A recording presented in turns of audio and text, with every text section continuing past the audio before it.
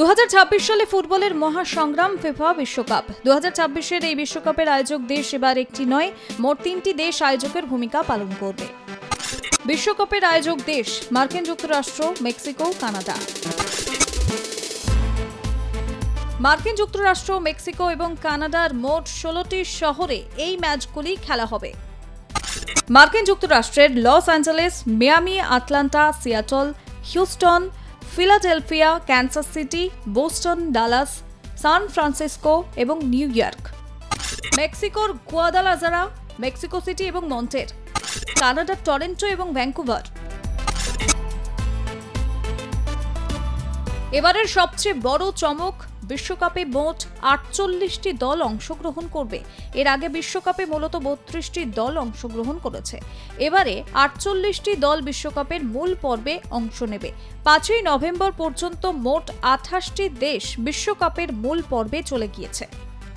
বিশ্বকাপের মূল পর্ব। দেশ যোগ্যতা অর্জন।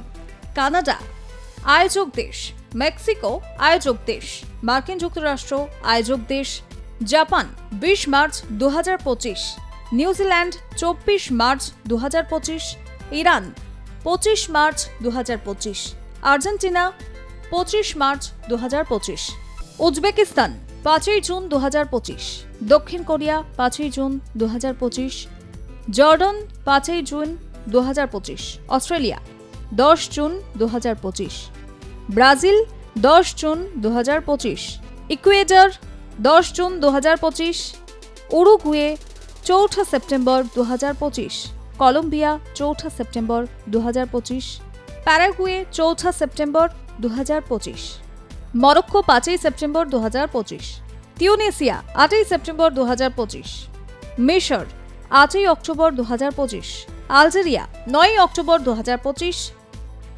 Ghana 12 October 2025, Cabo Verde 13 October 2025, দক্ষিণ Africa 14 October 2025, Qatar 14 October 2025, England 14 October 2025, Saudi Arab 14 October 2025, Ivory Coast 14 October 2025, Senegal 14 October 2025।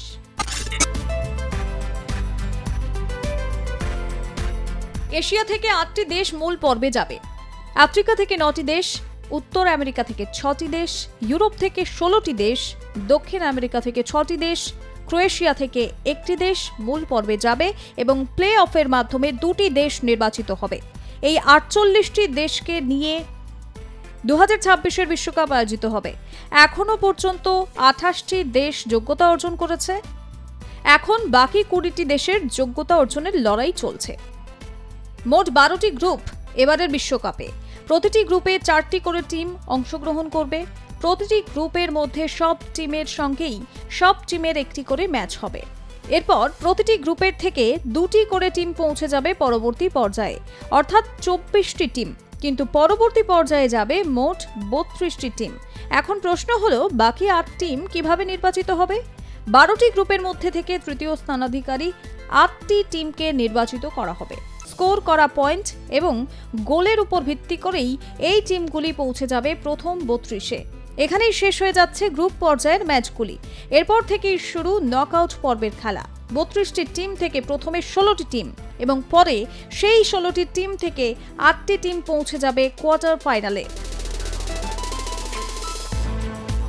বিশ্বকাপে যেমন অংশগ্রহণকারী দেশের সংখ্যা বেড়েছে, ঠিক তেমনই বেড়েছে বিশ্বকাপের দিন সংখ্যাও। এর আগে 32 দিনে বিশ্বকাপ সম্পূর্ণ হতো, তবে এবছর সেটির মেয়াদ বেড়ে 39 দিন হবে। ম্যাচ সংখ্যাও বাড়বে এবারের বিশ্বকাপে। 32টি টিমের মধ্যে খেলা হলে 64টি ম্যাচ হতো, তবে এবার 104টি ম্যাচ দেখতে পাবে গোটা বিশ্ব।